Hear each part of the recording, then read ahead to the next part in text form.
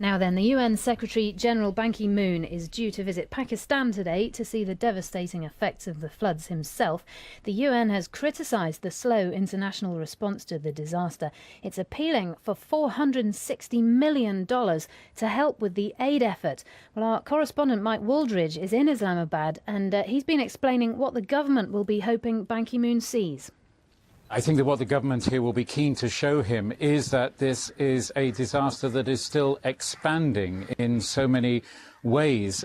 In particular, at the moment, there is a real fear of the effect of waterborne disease, heightened, of course, by the UN's own confirmation yesterday of the first case of cholera. So I'm sure there'll be lots of specific discussion about what measures need to be taken to prevent that happening.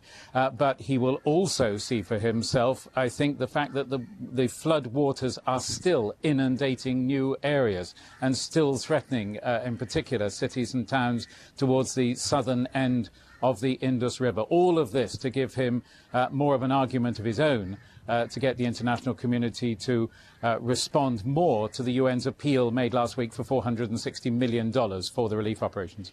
Mike Wooldridge speaking to us a short time ago from Islamabad. Well, some aid workers on the ground in Pakistan are saying that it's the coordination of the relief effort that's the most pressing concern and that the Pakistani authorities are failing to provide the necessary leadership. Saeed Ali Abbas Zaidi is the founder of the Pakistan Youth Alliance. He's been busy providing relief where he can, and he described what he's been seeing. Right now I'm in South Punjab. It's a place called Rajanpur. This area has been worstly affected. These areas of Rajanpur, Kotadu, areas of Muzaffargarh, these are worst affected. It took me like 19 hours to come here from Lahore, which usually takes like 11 hours. And I got stuck between flood. There was flood on both sides of the road at times, and it was very scary to come here. But as far as the relief effort is concerned, individual efforts are being made at civil society level, at organizations level, to deliver the relief items or to deliver relief to the people, but there's no nuclei or there's no focus at government level. We don't have one place where we can go and ask the government that, okay, we can support you in this and that, and you can sort it out, you can manage it all. There's nothing of that sort. And it's very embarrassing for a relief worker like me that my government does not have the statistics, it does not have the data to cope up with. We're not asking them to help us, we're just asking them to provide the facilities that they have. They have the manpower to do the groundwork, you know, and we have to do need assessment, we have to purchase the stuff, we have to deliver the stuff by hand. We are doing this all in all, like God forbid there were no government in Pakistan. OK, you've been involved in quite a few disasters before, including the earthquake in northern Pakistan a few years ago. How does this compare in terms of the organisation? The earthquake, and then there was the Swat IDP displacement due to Taliban there, due to military action in Swat, like around 3 million people were displaced. This is massive. If that were a heart attack, this is cancer. It encompasses more than what we see, more than what we can feel, because people, their houses, their schools, their infrastructure, their electricity poles, their hospitals have been washed away. Their businesses, everything has been washed away, you know. The process of rehabilitation, of making the roads again, of making the bridges again, of making the infrastructure again will take a lot of money, a lot of effort. It will take 2 to 3 years to come back to the normal state that we were in. It's quite clear that you're fairly angry with the Pakistan government for their handling of this. Is that mirrored by the people that you're meeting? Yeah, exactly. People are crying. People are abusing the government. You know why? Because no one told them their houses will be in flood in 2 hours.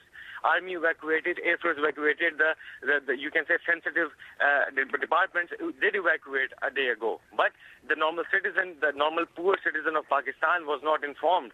He could have saved his life. He could have saved his children's life. He could have saved his possessions. You're saying then that local authorities were aware of the imminence of a devastating flood. They moved their own people out, but they didn't tell local people.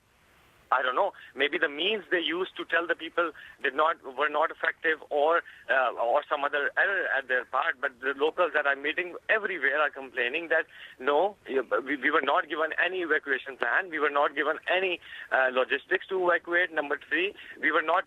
Some people are even saying we were not given any warning. Like I'm saying, I've met people who were sleeping in their houses at 3 a.m. in the morning, and water levels started to rise, and their houses were in flood, and they couldn't even save their ID card. carts. They couldn't even save their 5-year-old kids.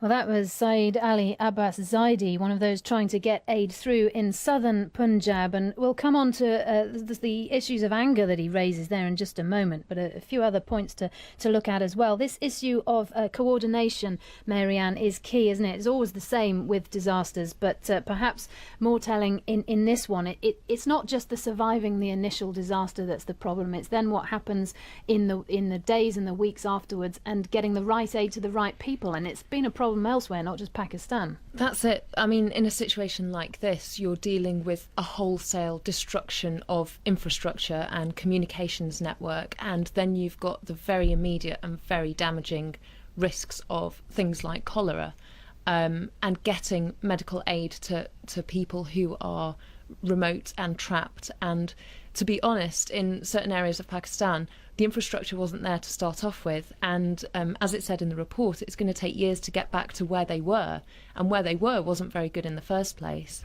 And when you've got this kind of power vacuum at the top and a lack of leadership from the government, you find other people who perhaps have other agendas stepping into that void, and that's the real risk in Pakistan that I see, as well as obviously the immediate risk to life from the fallout of this devastation. Well, the scale of the problem in Pakistan is also unprecedented, certainly in recent times. Is that any excuse for the government not having more of a handle on this? I mean, I think so. It's the worst flooding that they've seen in 80 years at least, and the challenges that they're facing aren't just from environmental disaster. I mean, Pakistan are pretty inundated with problems of terrorism, with problems of potential corruption, and I worry that that's actually going to affect the international response to this disaster, to this problem, because Pakistan is an international flavour of the month, and I think the people who will suffer the most from that are the civilians and the people who are least able to put a voice to their concerns.